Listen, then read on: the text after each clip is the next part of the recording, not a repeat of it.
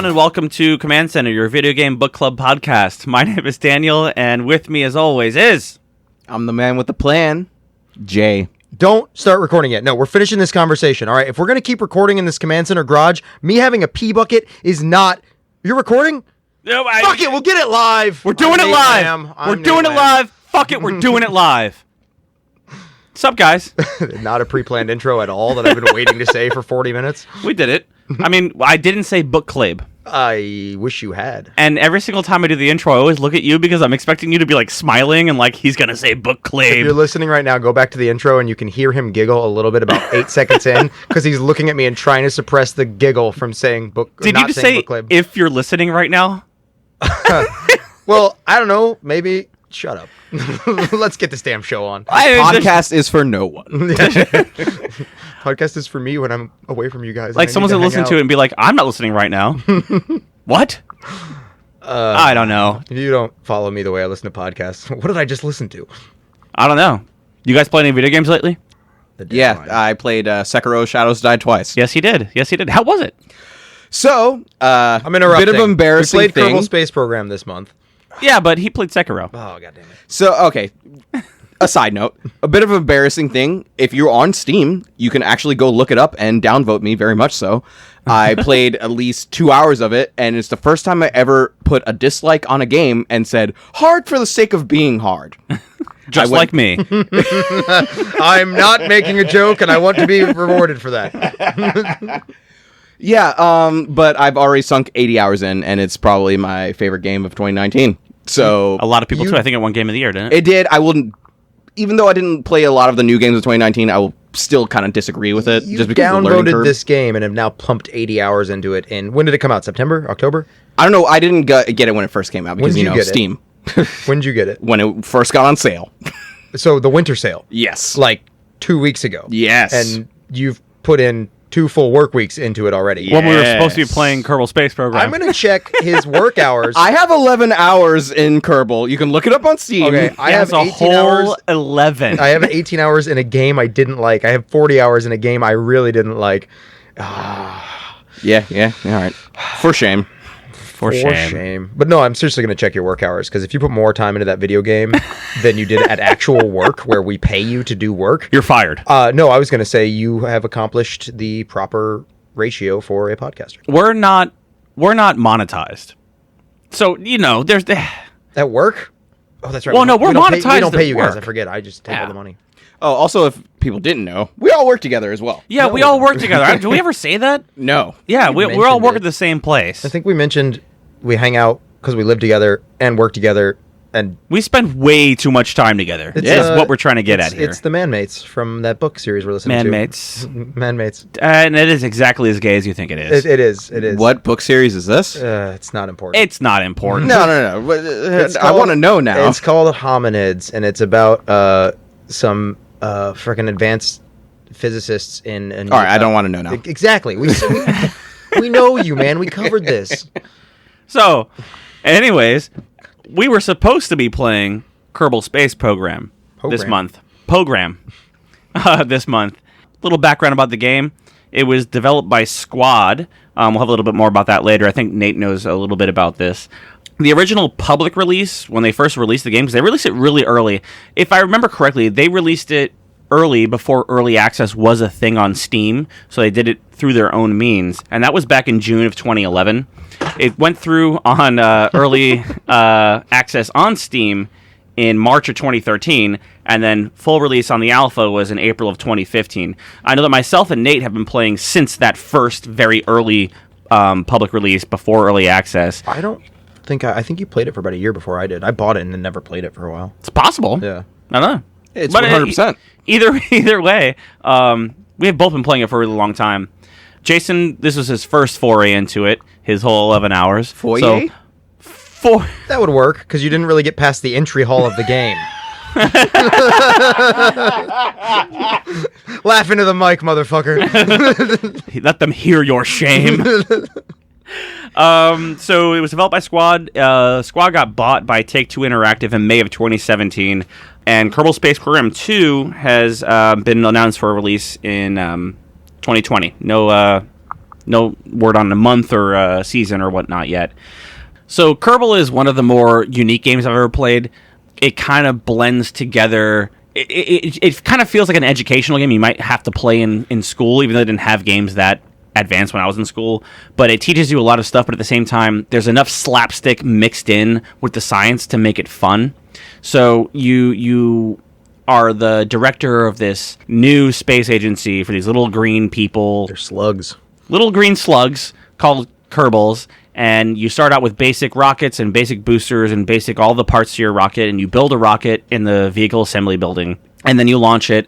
And as you do more things and you get science modules and you complete science projects, you get more points to research better rockets and bigger things and more modules, and then you make bigger and better rockets to get to other planets like the moon and other places. And as you progress more and more, you get more and more science and more money to do bigger and better things. But it's very open-ended in the way that you can complete these challenges in any way that you can. It kind of holds your hand to teach you how to actually play the game, and then once you get in there, go ahead, go do whatever you want. So it's interesting to see how everyone plays in different styles. It's almost like Minecraft, where build what you want, achieve this however you want. It's more focused in that it's not Minecraft where you just have random bits. You've got rocket parts, but the way you get to your objectives is entirely based on your own creativity. And I won't degrade engineering by saying engineering sense, but like it's fun. Yeah, I will definitely agree with the educational part. I will say the open-endedness is a kind of a detriment to the educational part, where I could totally see this being, because I remember a tech class in, I guess, middle school, we played, I think it was SimCity, and just get the grasp of the computer, and then whatever, I guess, like economics that went into that game a long ass time ago. But I can see replacing SimCity nowadays with Kerbal. From what I understand, they're already doing that in like astronomy classes or science classes. They're doing that to teach, because it does have real physics. I knew nothing about orbital mechanics or anything like that. Like, I knew like the idea behind them and all that, but seeing it in practice on a screen with something that you've done really helped me to understand just exactly like how rockets work. Like, I thought they just blasted straight up and got into orbit. No. I was trying to get to the moon years and years ago, and I called Titus, because Titus was playing. I was messaging him on Steam. He's a buddy of ours who's wildly intelligent and definitely on the spectrum in terms of Asperger's, because he just doesn't have a lot of social Hopefully he doesn't listen to this. Yeah, seriously. Maybe he will. I was hoping you wouldn't go that far, but you like, did. This dude literally was like, yeah, I guess if you just point your rocket at the moon and burn, you could if you're a fucking moron. I was like, thanks, Titus. This is really helpful, dude. Like, I'm your friend asking you a question. He's like, no, you gotta use the Hoffman orbital transfer. And I was like, what? And he's like, just go on YouTube. I can't help you. And I was like, okay, I'm doing it wrong. Thanks, bud. We're doing it wrong. Fuck it. We're doing it wrong. That should be the mantra for Kerbal. We're doing it wrong. Fuck it. Although I do more boosters. That the Kerbal mantra is more boosters and more struts, baby. And also, tertiary mantra, check your staging. Yes, always check your staging. Yep. That was the first lesson I learned. Everybody learns that lesson repeatedly. So there's a lot of things that go into the game. So you, I guess there's different stages of the game. You can get contracts where it's like, okay, launch your first vessel. Okay, now launch up to this height. Now get into orbit, or get into space. Then get into orbit. Then orbit the whole planet. Then go orbit the moon. Land on the moon, and it progresses in that kind of sense. In orbit, dock in Was orbit. it always like that in the beginning too? No. Okay. They used to not have contracts. Yeah. It used to not even have like the campaign mode when it first released. It was just a bunch of parts, sandbox. and you figured it out. And none of those parts, very few of those parts, bear any similarity to the game you played. Like I think it was their beta, or it might have been late alpha. They're like, now we have science mode, where you actually had to research the parts. If we had actually started the podcast then, I would have been even more frustrated with this Oh, game. yeah, because, no. Yes. At least, like, they had the tutorial, and I was able... I'm kind of glad that Nick showed me the Kerbal fuck it, let's put a whole bunch of straps on, or like, on Struts. it. Struts on it and do the goddamn thing. Strap-ons and strap off. strap on. Strap off. Oh, strap on, strap off. The strap on. But just so that I could get the actual button mechanics down and just see how everything worked. Right. Obviously, he doesn't do it exactly right, but it gave me the training that I needed. Well, yeah, there's a very, I wouldn't say a very high learning curve, but I would. I mean, compared to a lot of games in my experience, the learning curve isn't that crazy. Once you get the idea of like exactly how the mechanics of like orbits and transfers and all that works, it makes it a little easier to understand what you need to do what you want to do. Which the tutorials have helped with immensely. I never played the tutorials. I never did either, because that's the first thing I did. I think I played the first 4. I think just there's like 10 of them, aren't there? Yeah, there's a lot. Like 15, there was a lot. Eventually, and Nick was the one who was like, I think he asked me, he was like, "Are you even like interested in playing this game?" And I was like, "I don't know, man. Like, I figure I'll just do the tutorial." Because this isn't really like, this is extremely not my cup of tea of game, because like you said, Minecraft, I'm not into open-ended and like build it yourself. Fuck it, you know. Yeah. I'd rather just like, no, motherfucker, you build it for me and I'll play in this game. I want to read a book that I want a story. Like, not even necessarily a story, but a guided. But that being said, he was like, no, dude, just fuck around with the mechanics at first, and that's what I did. I fucked around with the mechanics, and then I was like, all right, I'll start my own program and like build my way up. I'll say, at first, if I didn't have anybody, that the learning curve would probably be too much for me. I think if you put more time than 11 hours into it, you would have gotten it. No, yeah, you were getting close, yeah. Like, and that, like, back in the day, there weren't the tutorials, there weren't, and I won't say hand-holding, but basic explanations. Like, that I called my buddy because I point the ship at the moon and light the engine up, and that's how I get there. And he's like, yeah, you can, but like, I had to go to YouTube, and there's a reason I bought this game and then didn't play it for like a year, because I was like, it felt like an engineering simulator, like something you would use in an orbital dynamics class, not a video game. And immediately, where if there's a game where I have to go to YouTube, or like even like shit, the first Zelda was dependent on you have to have the manual to actually finish this game. Fuck that. If I can't figure it out myself at all, then like... Well, here's the thing. I mean, I think that you could figure it out by yourself if going into the game, knowing nothing about rockets, knowing nothing about orbital dynamics, any of that. I think you could eventually figure it out through deduction, but it would be a lot easier. And, you know, they did have the tutorials in. When I first started playing, there were no tutorials. It was sandbox, go in there, do what you want to do. And I think that Nate and I together just figured it out on our own. There's a lot of Scott Manley. I started watching Scott Manley is a YouTuber. Oh, forgive me, a YouTuber, an Apple programmer and YouTuber who's well known for making, for a long time, just Kerbal Space Program videos, and he doesn't do those as much now. Now he does more science-focused videos. Was he a former NASA engineer or no? No, I believe he was just a guy from Scotland who pursued astronomy as kind of a minor, got into coding, started programming for Apple, or doing something for Apple. He literally never says. He says he's not allowed to say. And started playing Kerbal, and I think a few other games, but mainly Kerbal on YouTube, and started getting a following and started explaining stuff and made a bunch of tutorials, did a bunch of like long, like 100-episode series with different mods and showing different stuff. And he does a lot, like there's a series of videos he does that are like things Kerbal Space Program taught me, and it's stuff that he's openly saying, like, granted I think his education is more astronomy than orbital dynamics, but he's like, this is stuff they don't teach in classes because they're so busy teaching you the math, whereas Kerbal gives you, as stupid as it sounds, because you'd never get it in real life, it gives you a gut feel of orbital dynamics, you would never learn that naturally because nobody's going to let you get a gut feel on a $1 billion vehicle that's being blasted into space. And so this way you can gain some, not comprehensive, but overview, what's our boss always say, high level overview of how orbital dynamics functions with zero cost to you. And then that makes sense why Kerbal is being integrated into school education. It's a very good tool, but I feel like it's also a very fun game. Yeah. I know Nate does too. I don't know if you ever felt it, because you got to orbit once. Twice. Three times a lady. But I get an attachment only to Jebediah. Jebediah is the guy you start out with. I will never let him get stranded or die or anything. I could be on a 40-day mission, and if he is about to die, I'm reverting or I'm sending a rescue mission. I'm never letting that guy die. Bob, Bill, Gene, any of the other guys, I don't give a fuck. Val. Gene's the mission control guy.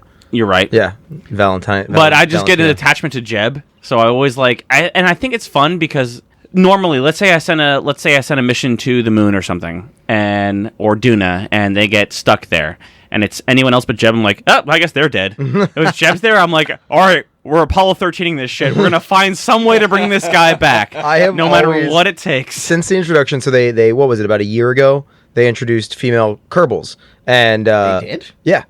So you start out with Val. You start with 4: Valentina, Jebediah, Bob, and Bill, and they're all named after famous historical figures of space exploration. I believe Valentina was the first Russian cosmonaut, but I'm not certain. And I use Val because you start out with a one-person command pod, so I always use Val in it, and Val ends up getting really high skill, and then I'll send Jeb with the guys, and not inevitably, because I'm pretty good at the game now, but inevitably, the missions that go fuck sideways are the ones where I put the 3 guys in, because I haven't used them at all, so nobody's got any skills. Sounds about right. And I just crash into them, like, trying to dock, and it's like, well, I docked, and then I went through that space station, and now Bob is re-entering, and he's dead. He turned into a puff of smoke. But, I don't know. I have no idea what to say. It's so sexy. Such a great game. Yeah, I mean, I think that the best part about the game is that, you can go about it any way, but I think the most fun part is when you got him. Got him. Is when you get a little bit more into it, where you have multiple craft. Maybe you have a space station orbiting, and you have a science station, and you have a couple of missions going at the same time, and you sort of actually feel like you're in mission control of your own little space program, and you're making, like, I get stressed. Yeah. Like, I'll have a mission going, and all of a sudden I realize I forgot to put an antenna on this thing. Or I don't have enough delta V to get to where I'm going, and somehow you pull it off. Like, you find some sort of weird workaround to get the mission finished, and you make it back.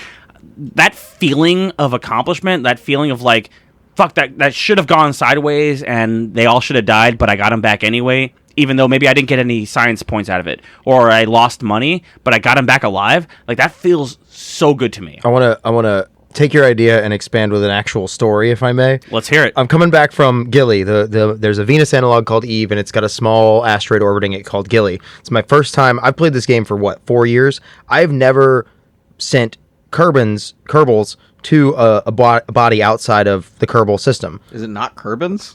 Kerbals, yeah, because Kerbin is the planet. Kerbin is the planet. So we're not Earthers, we're Earthlings or something. Either way, so I sent 3 people to Gilly, and I'm bringing them back, and I've got them on this massive nuclear-powered rocket engine, and they're in this little command pod. They've been in it completely unrealistically in this tiny command pod, 3 of them, for over a year. And I get them all the way back, and I eject the command pod, preparing for re-entry. I didn't contemplate the fact that the separation of the command pod added enough velocity to change that return trajectory to completely miss the atmosphere and just whip off into space. So I had like 5 days, the thing's hurtling at the Earth analog at 9,000 kilometers a second, or whatever, 9,000 meters a second. And I had to assemble a rocket that had the Delta V to catch up with it, launch, and then rendezvous with this thing that's hurtling. I caught onto it, and it had like 8 Delta V, and it was just enough to push it into the upper atmosphere. So it caught the atmosphere, slowed down, and landed. And then after all that, I went back to go grab the engine because that was reusable, and I hadn't put a damn SAS module on it, so I couldn't turn the thing around. So I had to send another craft up with a docking port with a little tiny control module so I could make it turn.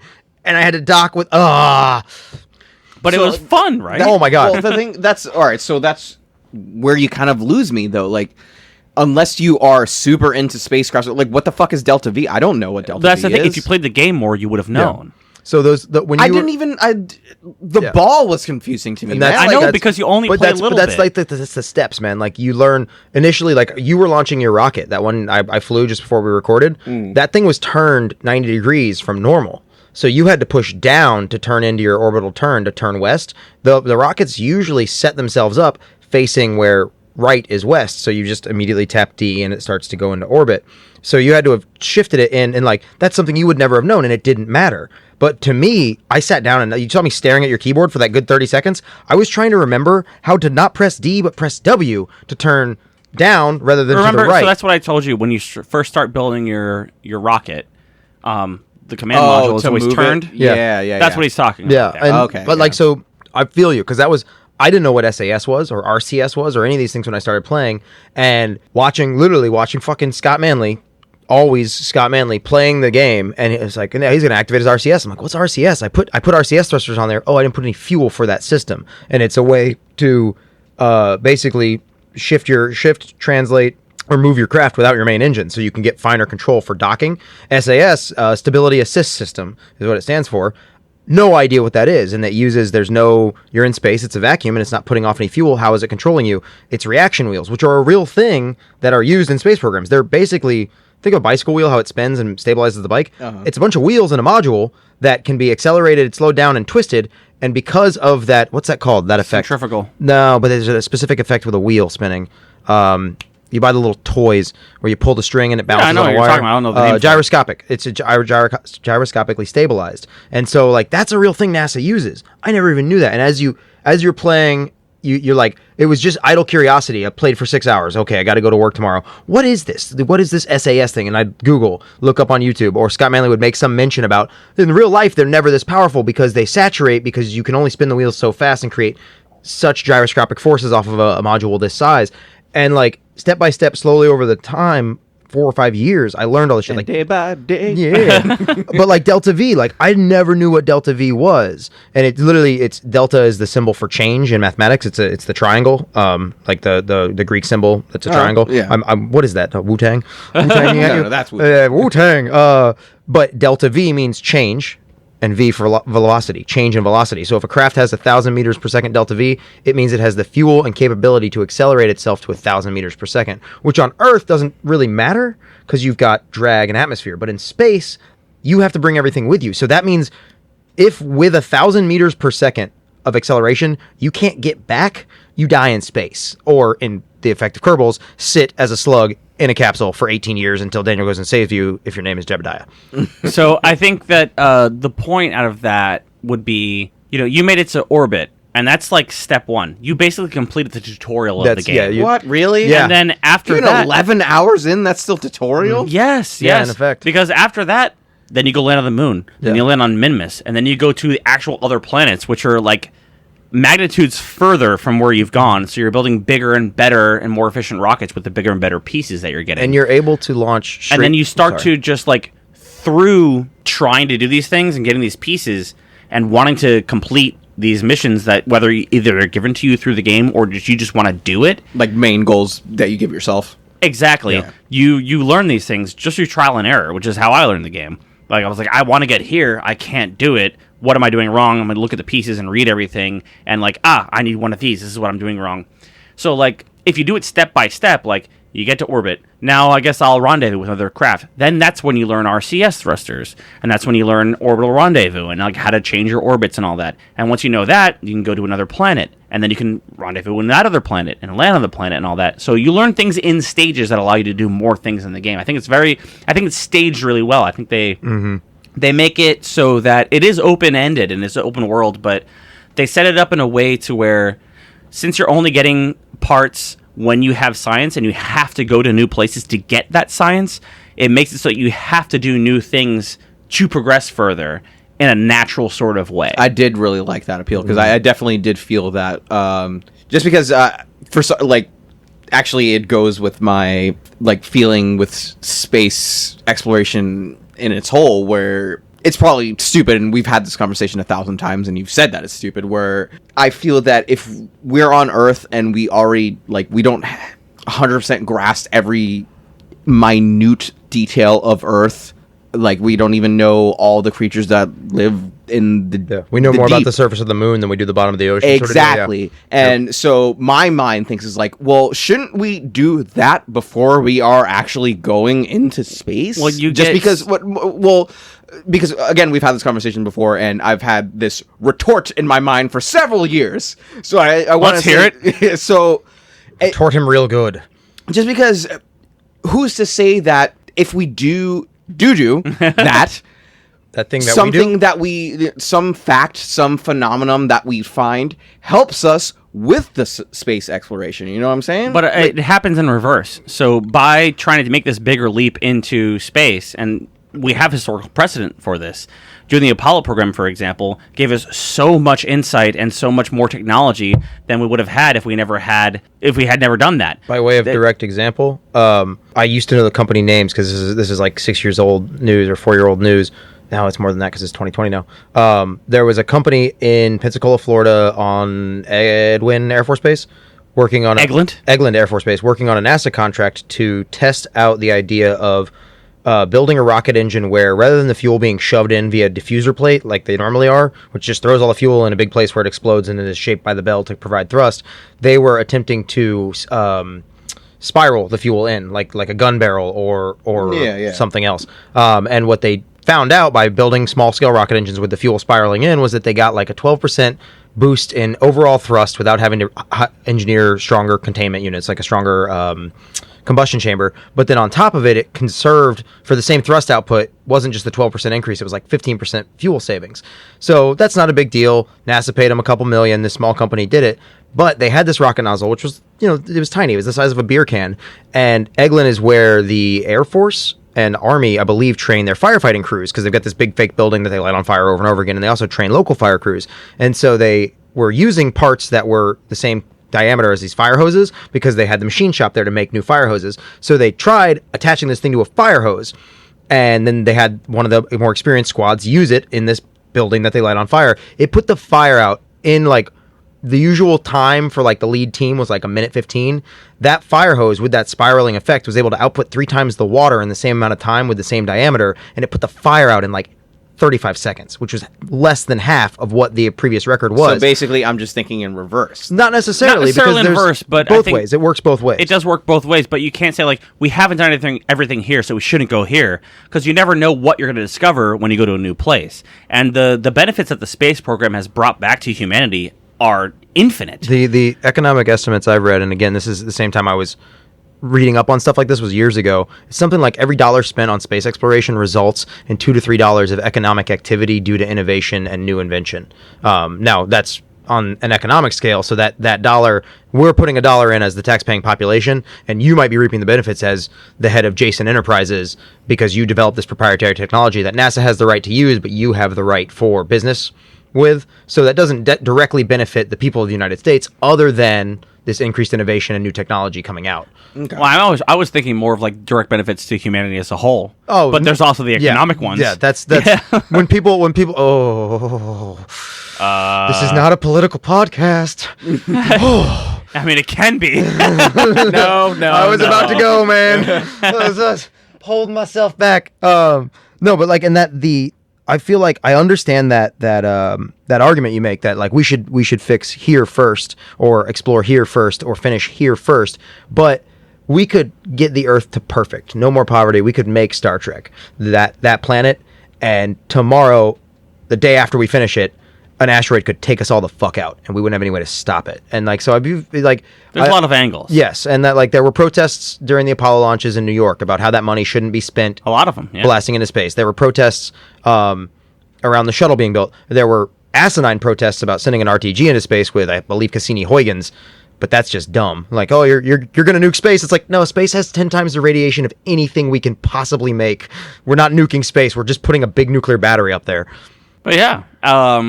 So see, like Kerbal made sort of this happen. Like, these conversations that Nate and I are having are not fully from this game, but a lot of mine, and I assume your understanding of space exploration and all of that stuff was nurtured and sort of pushed forward by game. Playing the game. Mm-hmm. But I mean, all that aside, I think it's a fun game. It's a kind of like a Lego box. You can kind of go in and make whatever you want and do things the way you want them. And I have a great memory. So when Nate, myself, and Nick lived together, Nate and I had been playing the game for a while. Oh, hola, boys. Hola, boys. The hola, boys. People used to say that crap. Oh, Jesus Christ. So Nate and I had been playing the game for a while. I think we hadn't played in a bit.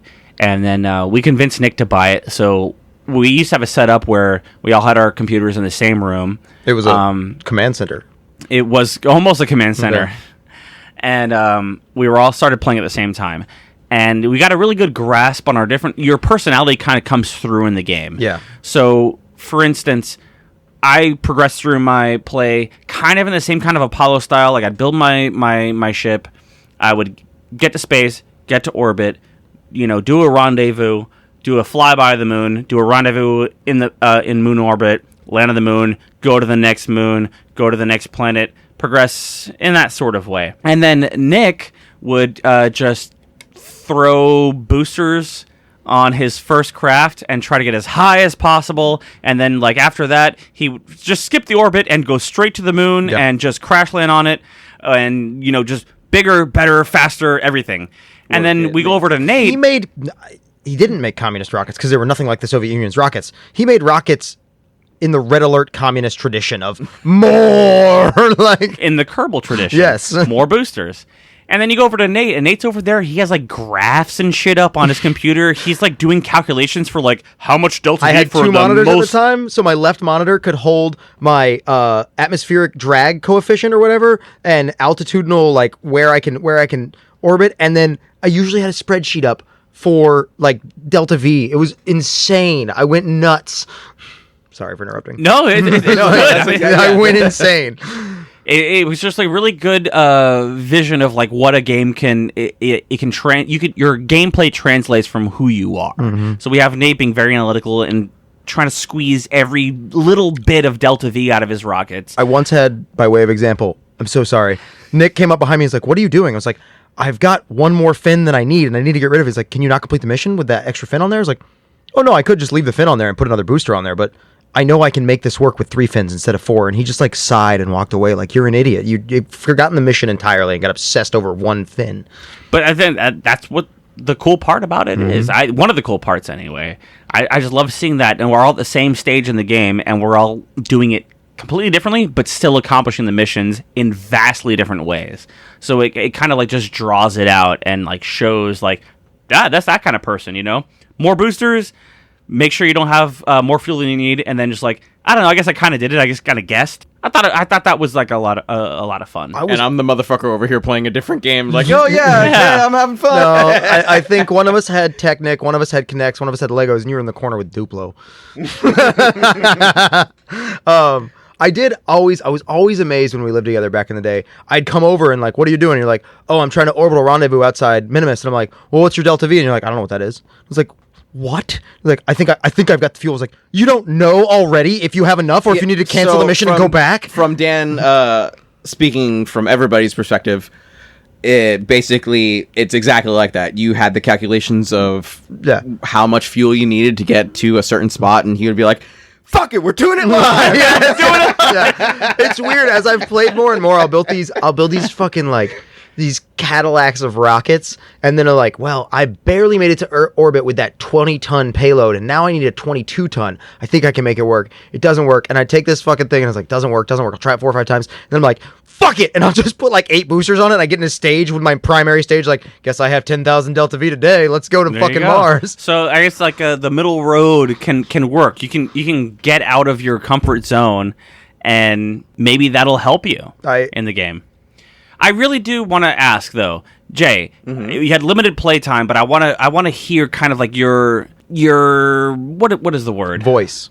Yeah, that one. Voice. But your idea, like, what did you think? Regardless of like what you heard from me, what you heard from Nate, what you heard from Nick, what would if you came into this game just by yourself? What do you think? If it was just me and I just bought this game on a whim, and I was like, all right, space program, cool. I don't think I would have gotten like past 3 hours, to be quite honest. The tutorial was there. I did enjoy some of it, but like I said before, getting away from the tutorial and just fucking around probably did give me... It got me the entryway to get past it, like, all right, I'll actually play this fucking game. But then getting into orbit was a great accomplishment, but it still was a caveat of, you were there to tell me like how to do this, and obviously if you weren't there, I would have had to, like Nate did, would go to YouTube. And although I'm pretty sure the tutorials teach you how to do it. Yeah, of course they do, and they don't. And they don't. They're but they teach you how to do it, but they take away the fun of it. They take away of like the part that you like of like just fuck it, we'll do it live. Well, I had a weird, like I said, there were no tutorials when I started playing. So I had a weird, like, I'm kind of swaying back and forth whether if I would have liked it or not. If the tutorial wasn't there, if I would have liked it better or not. I at first I would have said no, I probably wouldn't have, but now maybe I kind of would. So with your experience that you had, do you think that if you weren't playing Sekiro, Oh, you would have maybe played some more and probably gotten into it, because I think you would have. Because Yeah, I saw how excited you got when you got to orbit. Like you were like, I was like, fuck yeah, I'm orbiting. Like it made me feel it was a very good accomplishment, but I don't know if I actually would have gotten there on my own, just because like. Even when I was playing Sekiro and I did do the comment on Steam, you were the one to be like, hey, maybe you should look this part up. I think you're fucking it up. And then I actually like looked it up and I was like, God damn it. And I didn't look back from there. So I think that's just how I play. I'm like, I kind of square peg round hole. yeah, Kind of thing. That's how I play games, I guess. fair enough. Do you think that you're gonna continue to play Kerbal now that we're done? Probably not, no. Man, I would love to see it. I really would. I would like to see that, Lee. Yeah. Oh, I don't remember what the fuck I raised my hand for. It was talking about so you when you came to work and you're like, yeah, I made orbit last night, because I was asking like, have you started? And you're like, yeah, I finally made orbit. And I was like, cool. And so that was like a week and a half ago, right? And at the time, they log into Steam and it shows you guys, because I'm always playing with you guys, and it's like Kerbal Space Program. Clamuel has played this game 20 hours recently, which means in the last week, and Swordfish, or whatever your name is, has played this game 11 hours or whatever in the last week. And so after you got orbit, I thought for sure, because that was getting orbit and then orbital rendezvous and docking was the thing that made me start playing the game a lot. And so I thought I would see that number spike. And last night I logged in because I wanted to finish that Duna mission, because I've never landed on another planet. I'd only landed on moons. And I wanted to finish the mission, and I saw Rivera has played this game 3 hours recently. I was like, he clearly bought a different game. Like, he's not playing anymore. So, I mean, it's the same with Minecraft, man. Like, I still haven't bought Minecraft, but it's one of those games where I'd rather watch... I wouldn't, like, I'm not a Let's Play person, so I'm not actually going to watch them, but I'd rather watch people that I know, like you and you, Dan and Nate, you and you, play them, which I have, two female and sheep. I found, like, and... That's very entertaining, especially like the Minecraft shit, the shenanigans that went on in that. But then also like watching you, to segue into a story that you're about to tell. Me? Watch you have like the perils that Yeah. Oh The number my of God, pronouns in that the was like sentences lost me. I was stressed for you. That's what I'm saying, and you could have had that. You could No, have had I that. didn't want. I wouldn't want that. That's the thing. What the fuck are you guys talking about? All right, so I had a mission. I think it was my first moon landing. My first moon landing in this playthrough. You know, I've done it before, but No, you haven't. it. Prove it. You have seen me. Okay. Nope. So it was in this Apologies were a playthrough. lie. I started a new playthrough for the podcast. It was my first moon landing. It was Jebediah and Bob, and did it. And it was kind of a harrowing landing because I landed on the edge of a crater and they almost tipped over, and then they didn't, and it was scary. So I did my things. I got my science, and I was like, all right, I did it Apollo style. So I had a command module orbiting the moon, which had to attach my LEM. And the LEM landed, and then I lifted them back off to rendezvous with the command module. Did it, transferred the fuel, and then, man, I don't remember what it was. Oh, no. This is what happened. They landed. What had happened was, God damn it. when I got there, the command module had run out of fuel. I used all of my Delta V pretty much, so I transferred all the fuel over to the LEM. They landed, and I was like, well, I can't land on Kerbin just with the LEM, you know, like doesn't have a heat shield or anything. You have to use it as a lifeboat to get Tom Hanks back to Earth. And Kevin Bacon for some reason. But I was like, you know what? I did this whole mission. I can't revert because I've already saved. I quick saved.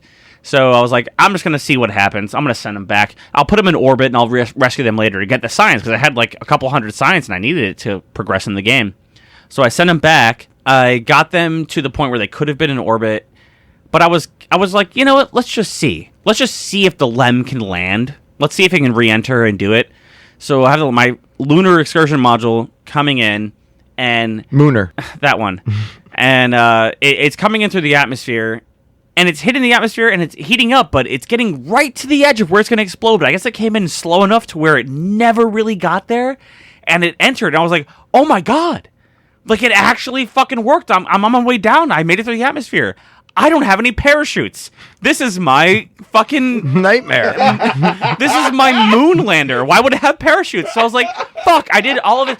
On top of that, to get into Kerbin orbit, I had to get out and push. I I forgot about that. I ran out. For anybody who hasn't played the game, all of your Kerbals have MMUs, which is a manned maneuvering unit that if you ever see It's Gravity, your jetpack. it's Yeah, you what's his basically name have in a Gravity jetpack. using it. And so the real ones have about 5 meters per second delta V. They've got nothing. It's just enough to scoot around the space station or wherever, or go grab a wrench you dropped because it's going to take out a sat somewhere. The Kerbals have them, and they're way OP because it's your ultimate failsafe of you fucked up and this is how you fix it. You So still you can only- literally get out, put yourself in the engine bell of a craft, and just turn on the thrusters on your jetpack and push it in and out of orbit, which I don't think Jason's done, but I know Daniel and I have both done. Like, out of fuel, bingo fuel, need 2 more meters, I'll just get out and push. But that's the point. So I ran out of fuel, and I was still like 200,000 meters from the atmosphere. And I was like, fuck, I guess they're just lost. I'll have to come get him in this weird oblique orbit. And I was like, wait, no, I have a jetpack. I was like, I don't know if this will work. So I just turned the craft in its way, got Jebediah out, and just pushed it all the way in. And right when I ran out of monopropellant, hit like 35. The other kicker to be known is that their jetpacks constantly replenish when they get in and out of the Yes. craft without any fuel. So you have in fact unlimited fuel if you just push with the jam jetpacks, but it's very difficult to do. So that happened, and then that's when the LEM came back into the atmosphere. And then I realized I had no parachutes. I was like, well, that was all for naught. Great job. I killed everybody. So it's plummeting towards the Earth. They're going to die. And I was like, well, fuck it. They're going to die anyway. Let's take them out. I know they have parachutes now. Let's take them out. Let's do their thing. Do their Let's thing. get Do their them, stuff. Take them down. Let them out, and I deployed the parachutes. Actually, I think it was a weird thing. I let Jebediah out. Jebediah deployed his parachute, and now he's safely floating down. I was like, fuck yeah, I saved Jeb. I did it. And then Fuck Bob Bob and comes Bill. out, and Bob has no parachute because he's not a pilot. Oh, So right. he has no parachute. And I was like, fuck, I guess Bob's going to die. this is why. And Bob is just plummeting down, and he hits the water at like 100 meters per second, and the motherfucker survives. Slugs. They bounce. They're really bouncy. And I was like, oh my god, I fucking did it. This whole thing took me like an hour. And meanwhile, I'm a spectator. I was probably watching Sekiro, and I probably paused my game to watch it. You did. Yeah, I was playing Sekiro, and I paused my game to watch him do this. And like, as soon as he hit and everybody was survived, I was like, oh my god! Yeah.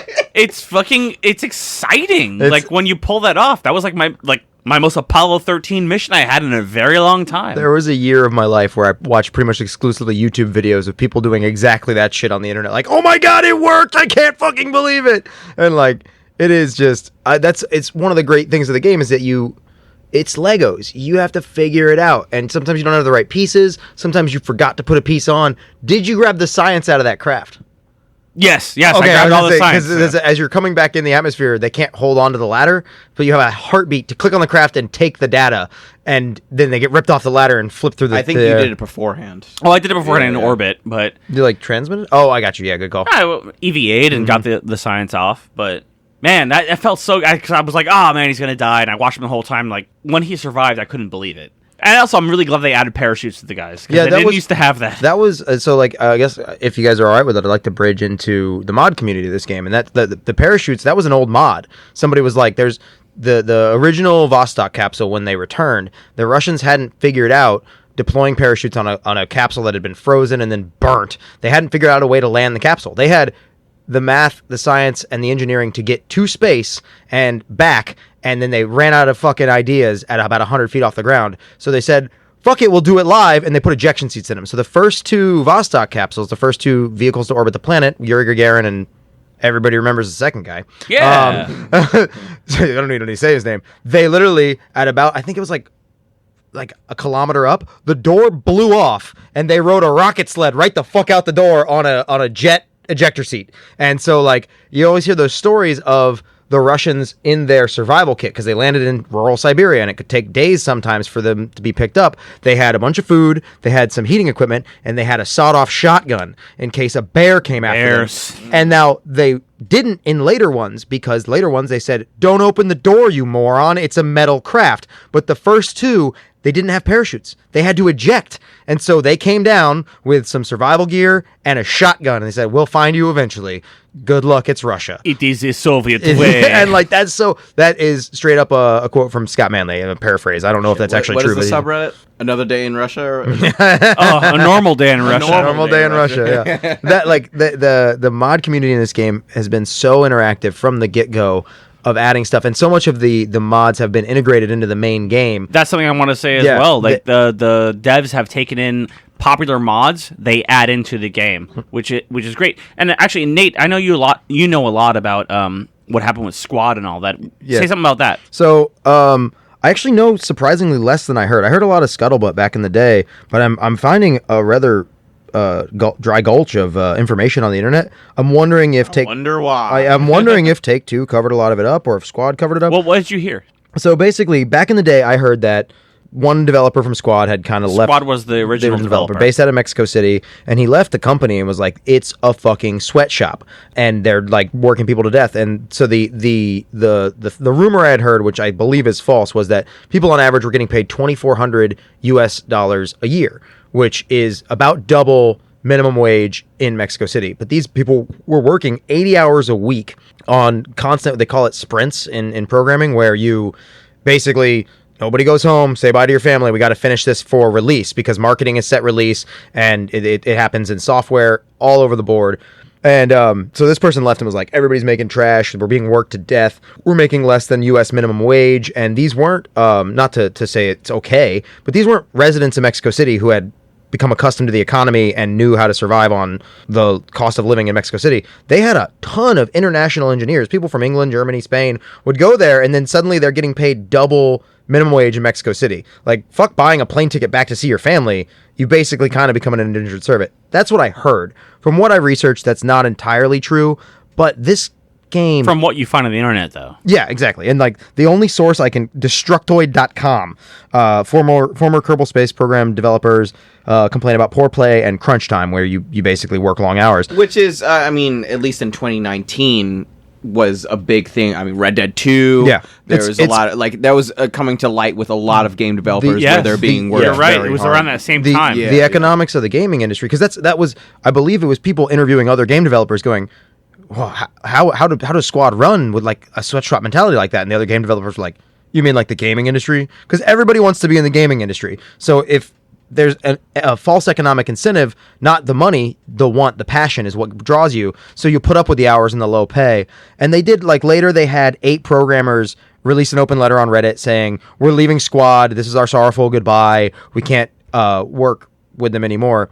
And what I had heard was Squad basically disintegrated. I don't know if that's true, but that they're still around. They are. But when I loaded, I mean, Squad is still. They still no, have exactly, their and that's their logo is still on there. And the thing about Squad, which I just learned about, is that they're moving out of gaming. It was their only game, and they're getting more into marketing and other apparently things. two of the heads of the company, I had their names up earlier. One of them wants to do a film release, and one of them wants to focus on like music production. So like, that does speak to game developer culture. Yeah, and like you said, the gaming developer community kind of had like a Me Too movement, where it was like, hey, we're getting worked to the bone here, because like you said, everyone wants to work on games. It's the most money in entertainment that you can possibly make. Like, it's the biggest industry, so why wouldn't you want to? People are passionate about games, and they want to work on them. We play them, so they will take low-paying jobs and work under bad conditions, subjectively, to do that. It's a passion, and I probably would too. If I podcast. Yeah, exactly. We're not getting paid for this, except for all the money that the great taste of Microsoft beer brings us. But I think it's interesting to see the parallel between social movements like the Me Too movement and the industry of gaming developers who are like, we're getting fucked. Basically, we're working as indentured servants, like you said. Yeah. Because we're passionate about it, we want to do this thing. This is our baby. We want to make this game. But in retrospect, looking back, cool, we did this, and we're not getting what is the word? Financial compensation. Compensated for it. There you go. I thought for sure that was wrong. But when from my understanding, what I heard at the time was that Take-Two bought it and the purchase price was going to be significantly higher. But Squad, while they didn't disintegrate, they had major staffing problems right as they were getting ready to go. So they managed to Take-Two bought it and kind of saved Squad. Like, not saved it, but saved the management to say, like, these are the things we want to do to the game. We never were able to because they could never get design going in the right direction because they were always overworked, and a bunch of their developers left all at once, and they sold very shortly after. As far as I understand it, Squad is left as a name, as a logo, as a few people with some ideas of what to do, but as a game dev company, it really did need like the way some of McDonald's corporate holders helped Chipotle set up their corporate culture. Squad had a kind of toxic, I can go into Chipotle history all you want, but having another more experienced game dev company, because like you said, they had never developed a game. I've got it right up here. This guy, Felipe Falange, I'm mispronouncing that. F-A-L-A. Yeah, it's true. N-G-H-E. I'm pretty sure that name is fascist in Spanish. I think that's, because I remember that being, but either way, he pitched the idea to his bosses. He said he was going to leave to develop this video game, and his bosses were like, do it here. And they had previously never developed a video game. They probably won't again. And like, it was just, I don't want to knock the company too much, because what they did was bring out a game that, I mean, I could go in deep. Like, this game drew me out of a depression. This game made me start remembering dreams and looking up rather than looking at the ground. Holy shit, we're getting real deep. Dude, I was looking up instead of looking down. I was living with two guys, making no money, got dumped, and then I found this game, and I started remembering that I loved science, that I loved space exploration, that there was more to life than how the fuck am I going to pay the power bill, which you remember that. It was every other month. I was borrowing money from one of you guys, because you guys both had decent jobs, and I had nothing. You guys, nothing. I'm younger than you. Yes, it was not me. Not you guys, Nick and Daniel. Sorry, you're not a guy. You're a Jason. That's rude. No, that is true. But true. I am a Jason. But like this game revolutionized the gaming industry in that it was a fun educational game. Yeah. Like, previously, your educational games were, like you said, SimCity. For me, that was Lemmings, where it was play this game so you learn to use a computer, because you'll need to use it. Not learn how a computer works, not learn how to program, just learn how the mouse and keyboard work together. And then other educational games were Math Blasters and, Spelling Spree. And you beat those so that you could go watch your uncle die of a snake bite in Oregon Trail. And that was educational gaming. This game is now used as an educational program for children. It was given awards by NASA, by Elon talks about it too. Navigator, Elon plays it. the Navigator National Assembly Gaming Award. That makes me so jealous. Because, like, I mean, who knows how much Floridian education is to blame for my nonsense. I don't know if it's Floridian education or the particular merits and talents of one particular student in Florida. I said my nonsense. But, like, I don't know, man. I wish, like, because all I had was, I remember middle school, the typing, they had that Mario typing. It was like, oh, learn how to type and blah, blah, blah. You had the shuffle and whatnot. If I had Kerbal Space Program, if I had, like, my first laptop, the first computer I ever had was a 16. And even now, I was like, when the PC I have right now, I didn't build it myself. I mean, I built it, but, like, I didn't build it myself. I barely know what an SSD is. Mm-hmm. But, like, I'm sure kids nowadays in my same scenario probably do. I mean, I don't think that I agree that it is being used as an educational tool. It wasn't built as such. No, it was like kind of a proxy effect. Yeah, which I think is a good thing. They didn't build it to make it an educational game, but it has become one. Well, I think they built it out of love for the medium and love for spaceflight and all those things that go with it. I don't even know how to, like. I guess what I was trying to say with that is that, like, there was some shit happened at Squad. They weren't the best run company. They weren't the best to their employees, but nobody was, like, permanently altered. Nobody was broken by it. And what was left, for better or for worse, for intent or accidental, was a product that raises our societal group human level of knowledge about the basics of spaceflight. And that doesn't correlate to we'll now have better, cheaper, faster space programs, but that does kindle passion in kids the way manned missions do. Yeah. Like, you always hear there's it was some interview with an astronaut that Scott Manley did, maybe it was somebody else, but basically saying that I think it was Aldrin, but he was saying, like, manned missions are important, never mind that they're dangerous, 10 times more expensive, take longer, but because no kid has ever seen a space probe and been like, I want to build those, but he saw Neil step on the moon. He saw me speaking for, I think it was Buzz Aldrin. Don't quote that. Yes, it is. But like, a manned mission ignites the minds, the imaginations, and Yeah, the hearts of course. children You have to push further. You have an emotional attachment with the person there. Mm-hmm. People don't give a shit. I mean, even when the Apollo program was happening, after you already had like 3 of them, people didn't give a shit anymore because it was commonplace. You see it all the time. Now we haven't had a manned mission to any other planet since Apollo. Yep. We have all these probes and all that, and like, you know, me and you and maybe you are interested in these things just because we're interested in spaceflight and all that. But to get the general public interested, you need to have people. No one gives a shit about a probe landing somewhere. We do that all the time. If you have a person going somewhere, you're going to pay attention. I think- and that's going to get everybody interested in space and exploration and the program. And you know what? I like that you said that, because I've been at, like, I don't know how I feel about Elon Musk, just because I know you have a hard-on for him. I know. Who doesn't? Yeah, I don't, just because you brought him up now that a laptop won't stay on my lap. Has SpaceX and like have put men on the moon? Well, you they're know? the only ones working on it. And they're They're the only ones working on it, and I understand that. that's not entirely true. China, Japan, and NASA are all looking at going Who's back the to the moon. closest? Who's probably going to do it? Yeah, it's going to be a NASA mission gonna that be runs on a them. SpaceX craft. But the reason I don't have that much interest, and I don't know, but I probably have an inkling because of what you just said.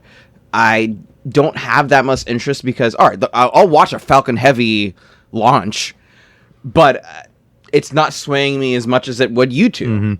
And maybe it's just because I'm not into space exploration as much as you guys are, even though like science fiction is my shit.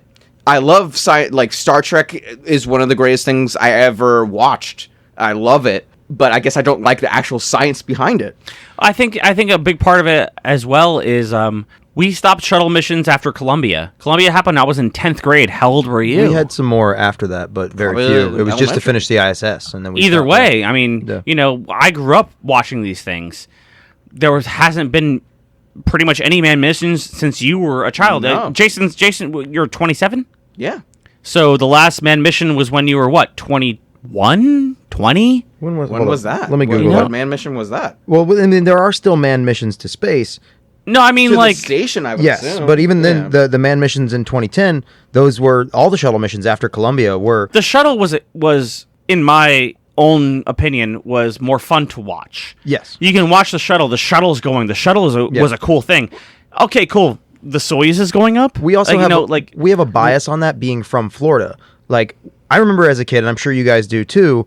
Mom saying, "Come on, let's go outside," dragging me into the street, and she's like, "Look at that star." And from Tampa, you could see the shuttle on the other side of the state reaching orbit. So there was always a bit more, and I think that is kind of Florida centric because almost anywhere in the state, the Panhandle, maybe not all of it, and probably not Key West, you could go outside during a shuttle launch or any rocket launch, and you can, especially if it's at night and sometimes during the day, not near the Cape at all. We're a 6-hour drive away. Go outside and watch the damn thing go up. Yeah. That is different than other places. So I will say, not having that much interest in, like, I'll watch a heavy launch and whatnot and be like, it's cool, but I'm not as invested as you guys are. I will say the last time that I watched a heavy launch and watching those thrusters go down, I was like, God damn, cool. that's cool. The boosters come back at the same time. Yeah. And I am very interested to see how Kerbal 2 does that. And that's so Yeah, that'd be Yeah, cool to see yeah. like reusable boosters and all that. There Like is- set it up. There is already an OS built in the game.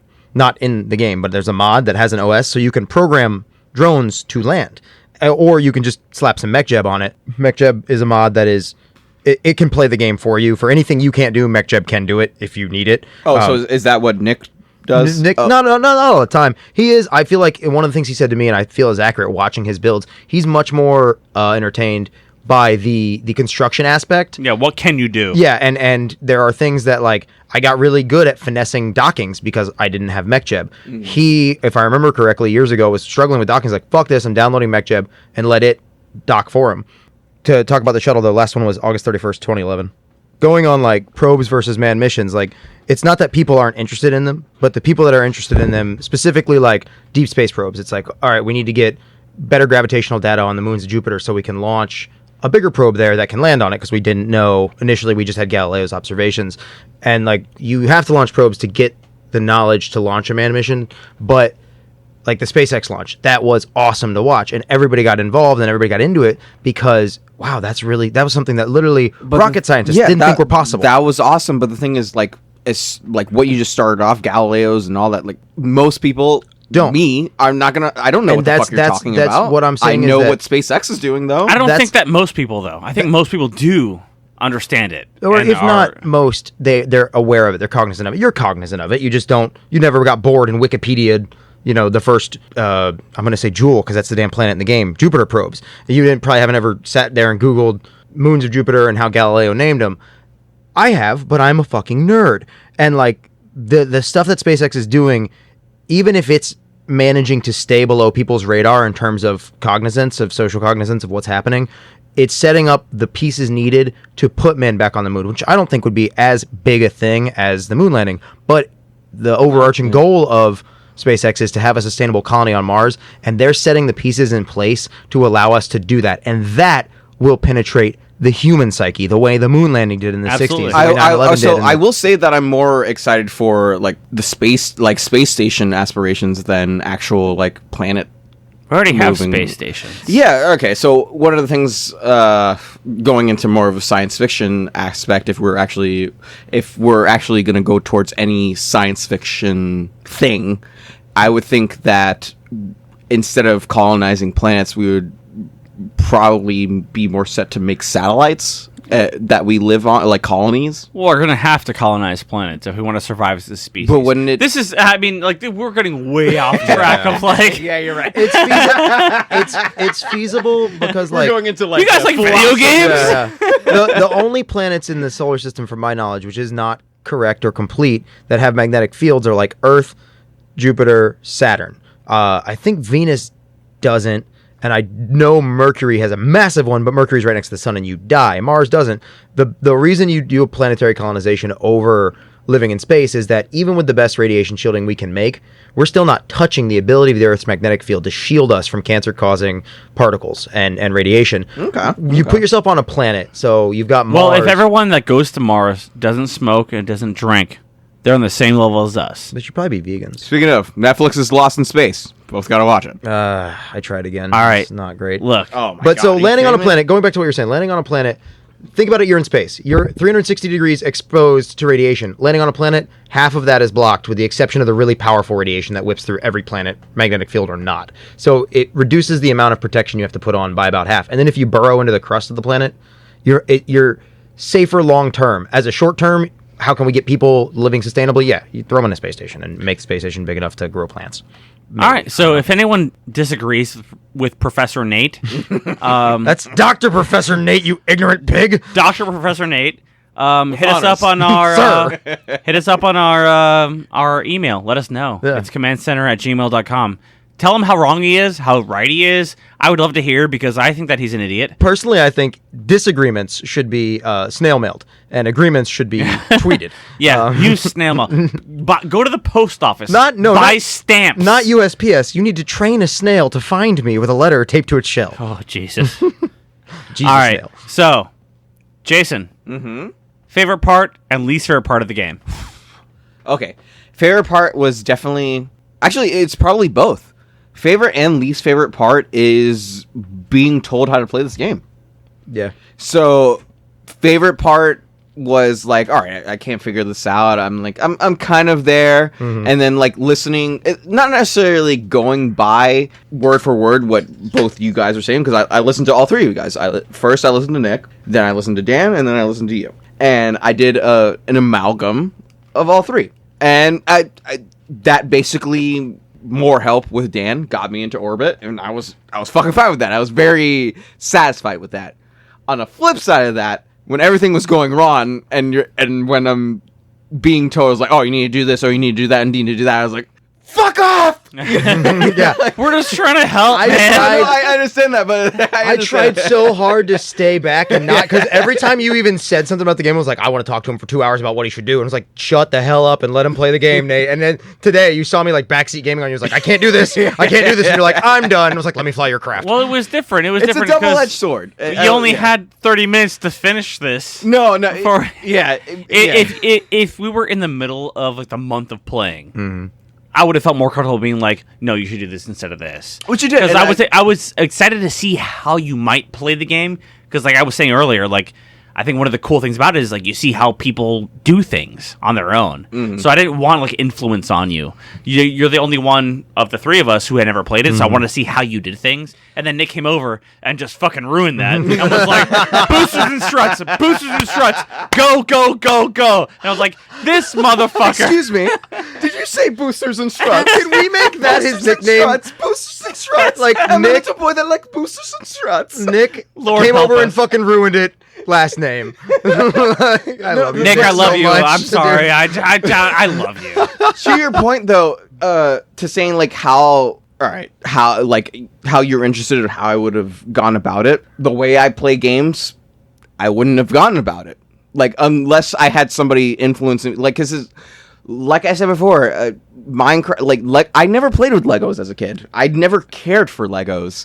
Like I cared for the night thing and the cowboy saloon that was already made for me, and then I made up the story in that universe. Well, I mean, That's a huge reflection. ideally, since you had to play it for the podcast, I was thinking you would play it for the podcast. You know what I mean? Like, no, yeah, I would have just still did. muscled through and. I think we've got a proven track record that doesn't happen. No, Yeah. I know. That's what I'm saying. How much did you sink in Knights of the Republic? It was like 38 hours. Damn it. Yeah. Yeah. Ask me about the lawyer game. That's the one that I did less on.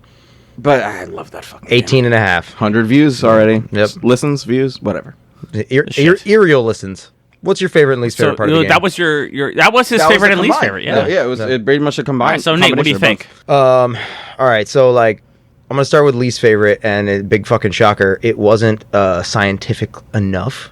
There weren't different fuel types. I didn't have to fucking worry about cryogenic fuels. And that's the cool thing about this game is that if you are that nerd that wants to say like, what do you mean liquid fuel? Is it RP1, which is really high grade kerosene? Is it LOX, or was it LOX and liquid hydrogen? Oh, no, Is I've it gone cross-eyed. methane? Is it the fucking, what was the Russian fuel they called demon's blood because it was like a mercury based fuel? It killed more people just being moved around than it did in a rocket.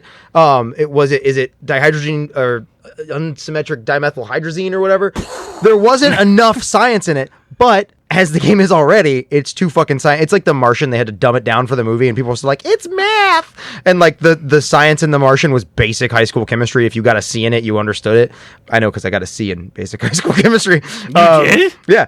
But so that was my least favorite. It wasn't enough. I wanted more. I wanted the definition and resolution of a real fucking space program. But I barely played in the first year anyway till I found some YouTuber to teach me how. Thank you, Mr. Manley. And like that, had it been more so, I might have walked away. So it is, where's your barrier for entry? My least favorite is maybe I should have just been satisfied with the mods and played, which I did. Go ahead. I just have a question. So let's say that there was a game in tandem in the same time that KSP was coming out that was less slapstick and more into science with the same learning curve. I feel like maybe you might have been turned off by it. Yeah. Oh no, that's exactly what what I'm like saying. I think the game is a good entry. Yeah, they need some way, or maybe not some way, but if they introduced you and then like halfway through the tech tree brought in alternate fuel types. The fuel types it's a mod that was out there. It was one of their not promised, but on their schedule tree of dev design, of design items, that they finally, I think it was right after full release, said, we are not going to do this anymore. We're adding new parts. We're still debating if we'll do multiplayer, but we're not going to do multiple fuels because they had a whole fuel tree one of their devs had designed of like, and everything in Kerbal has a K in the name, so it was kethane, it was I don't know, hydrogen, and all these stupid fuel names just for the shit of it. And there were mods that would add real fuels called real fuels, alarmingly. I will add to my least favorite part was that they were hiding some of the modifications for like space exploration behind a skill tree. That didn't seem. That's a core part of the game. You have to do more to get more. There's 3 modes of play. There's career, which is what you were playing, where you have money and science and a research tree, and you have to do contracts to get money to pay for ships. Yeah, to get and more then there was sandbox. And then there's sandbox, which has everything unlocked, so you can play with different parts. The thing is, I didn't want everything unlocked, but it just felt like, I don't know, because even when you were trying to explain stuff to me, it was like, oh, you should have had this already. You know, I should have had aerial fins already for like orbiting Kerbal, and I didn't, just because like I guess I just fucked up at some point. You don't fuck up. You can't really fuck up. You can always go back. I'm not trying to take a dig at you. If you played more, you would have gotten it. But you can that first tech tree decision. You have the option of liquid fuels or I think fins, and if you choose liquid fuels, which I think you did, it makes it kind of difficult, because with SRBs you can almost get to orbit with SRBs. You can, but from an entry level, it's kind of hard. Solid rocket booster. The big boosters on the outside of your ship, whereas the liquid fuel has a throttle control, because it's pumping liquids through a combustion chamber out an engine bell. Whereas solid rocket motors they're like the things you launched the rockets with as a kid. That little cardboard thing. It's like that, but industrial scale and science. Yeah. You can't turn it off. You can't slow it down. You set it. It's got a choke on it to determine its thrust output, and that thing goes till you die. My most favorite part of this game, and this is actually the longer part, is for me personally, it literally did reignite my love of space travel and science, and I was in a dark spot. That's a least favorite? This is my favorite.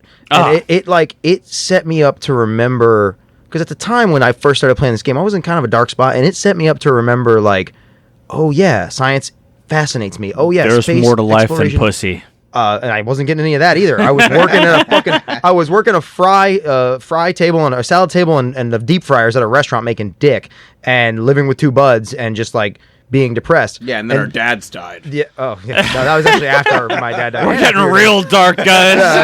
And then I kicked my dog to death just because I wanted the record. And I wanted to make a fucking country music record. Yeah. Oh my god! I collapsed a porch on 7 dogs and my truck died. Shit, this guy just derailed that. But this game got me back into science. It got me back into the memory that, like, who you are. Yeah, and I'm a fucking nerd. You're a scientist, man. I don't know about all that. I think you are. But like, it got me to remember what I loved in life, and it taught me so much. It, like, there was a point about 1.5 years after I'd started playing. I think it was you, Daniel. It might have been our old neighbor Zach had come over, and I was like showing him different videos on like nuclear rocket engines that were perfected in the 60s, 68 or 69. The Nerva engine, I want to say, it's the most powerful controlled nuclear reaction in human history. The most powerful. Because they basically run hydrogen over a nuclear reactor to create thrust. You don't want to do it in the atmosphere because it creates radioactive hydrogen everywhere, which, if you know, hydrogen explodes. But in space, it's an ultra efficient way to power a craft. It's super low thrust, but it's very fuel efficient. And like, on top of it, as you're going through the game, like, I didn't know what a nuclear rocket was. I was like, that's stupid. This is made up, non-scientific BS. And I started Googling that shit. And no, it's real. And like, my YouTube channel started changing. My suggestions were all science and all space, because I was like, that's not real. This isn't real. An engine in the game called the Rapier can be either a rocket engine or a jet engine, which is ultra efficient. Jet engines compared to rocket engines, because you bring in oxygen, you heat that oxygen with a fire and exhaust it, are ultra efficient, whereas with a rocket engine you go what's called closed cycle, where you bring your own oxygen as a liquid and your own fuel. And so it's like, an engine that's a rocket engine and a jet engine, this is bullshit. This is one more thing, the game nuked the fridge. No, they called it the Rapier engine because in the UK an engine's being developed called the Sabre engine, both swords, that is exactly that. And the idea is, if you want to, the thing that Virgin Aerospace is doing, an SSTO, a plane that flies into space, once you reach the edge of the atmosphere, you can no longer intake O2 to power your engine, so you have to close it and pump in O2 from an oxygen tank. That's what they're developing. They have a slightly different version. I think the Sabre's being developed by a university, but like, the things they put in the game are future science that we don't have yet, and that's just fucking sick. Like, every time I challenge this game to say, nope, you're nuking the fridge, you're wrong, it was something that is theoretically possible, or is actively being developed, or was developed in the 60s and never really used. And like, it's just cool to me. Yeah, it made cool. me like learn so fucking much. So many documentaries, moon machines, all the stuff I've watched over the years. I directly point at this game, and I played this game because of fucking Scott Manley. This game and Scott Manley stopped me from being depressed in my early 20s. Like, so I guess we're gonna I'm gonna go find Scott him Manley and suck for him this off. Yeah. Hey, Scott, Episode. man, if you're listening, that'd be. He's never listened. No, to he's this. not gonna listen to this. No, that's what I'm saying. We have to like actively search him out to listen to this podcast. That'd be cool. I mean, what was our highest rated view was because of what was the search? Oh, I don't even want to get. Yeah, into we're not gonna. it. Our highest rated episode has some really disgusting search term on it because of the game it was. Maybe we'll get some Scott Manley no, but listeners. this is a good game. We'll talk Oh, it is about a it good next game. time. We'll talk about it next time. Yeah. I'll bring it up next Dragon episode. Ball Z. So you didn't beat the game, Jason. Which one? The game we just played. You Kerbal? know it's got an end. You can beat it. No, you can't beat this game. Yeah. I didn't beat it this time, but I beat it in the past. It's too late, Nate. Yeah, I know. It's too late. We were supposed to run this. So con on you from we the had get-go. this idea earlier that we're gonna like keep on saying like, oh, you didn't beat the game, you didn't beat it, you didn't beat it, and you'd be like, oh, there's no end to it, and be like, yeah, you could beat the game, you could win. There's no way I would No. believe Exa- that. But you remember how we convinced you a few episodes ago that it was pronounced nuclear? We wanted to do that You confused me again. because I always said it wrong, so I got confused. We actually had the same thing a couple of days ago. I Yeah, can't remember what yeah, it was, but Well, we're gonna do that. All right, D. Your Ain't favorite and happening. least favorite parts. My favorite.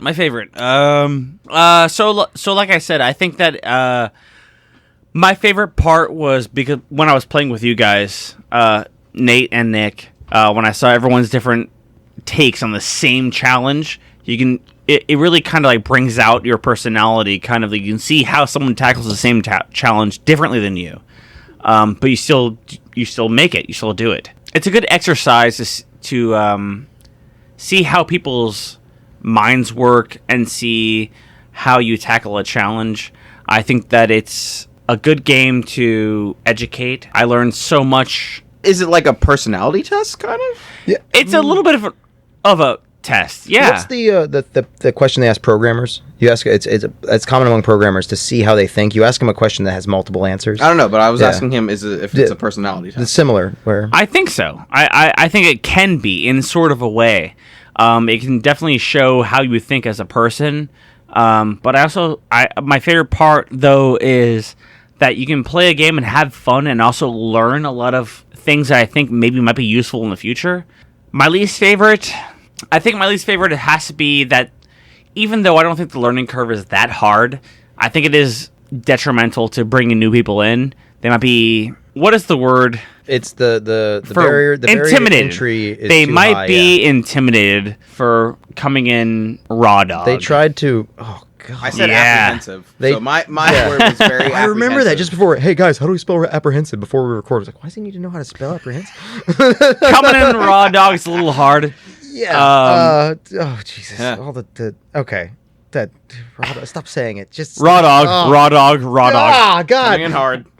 Yes. I want to change With my my least favorite. It's that I forgot my goddamn staging order and Yeah. ejected my parachutes when I turned on my engine like that. I watched you do that, Jay, and I was like, "Yep, that's how that I works. did that That's several how you times. remember that." Or Yep. and also a shitty thing was when I jettisoned my engines, they would come back and hit my own the- fucking spacecraft. Beep, dropping his SRBs, and the aerodynamic forces would slam them into his main engine and just smash it off. And he's like, "Oh, I've made a missile. I'm a rod from the god. Here we go."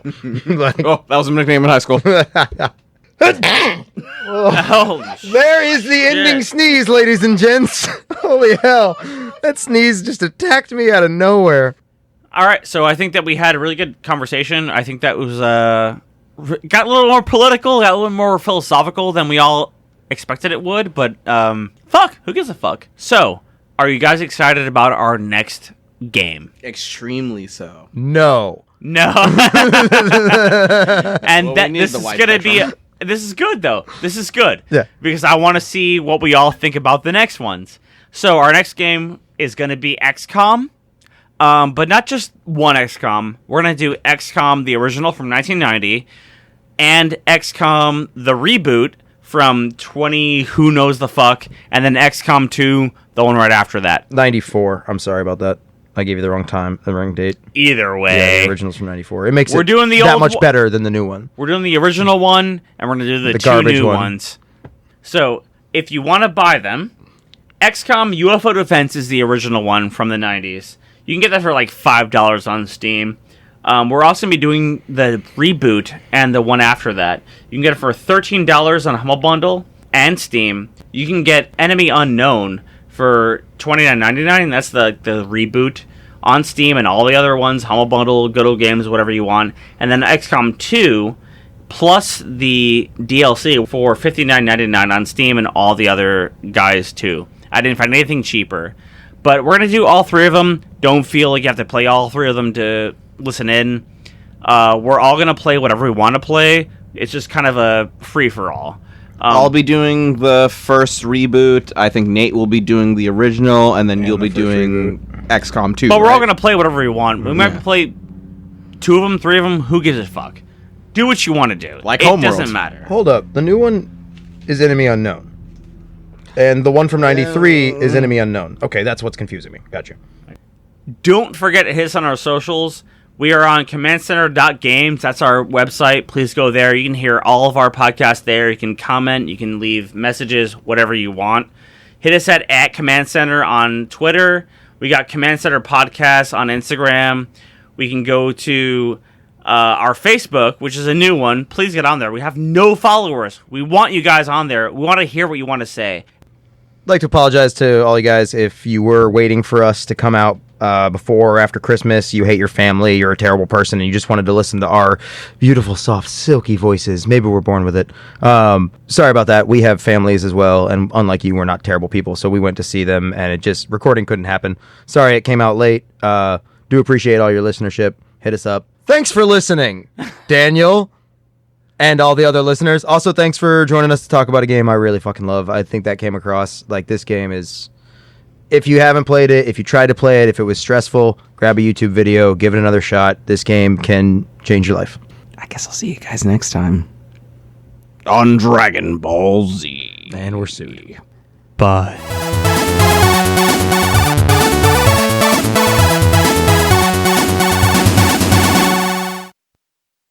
Male enhancement.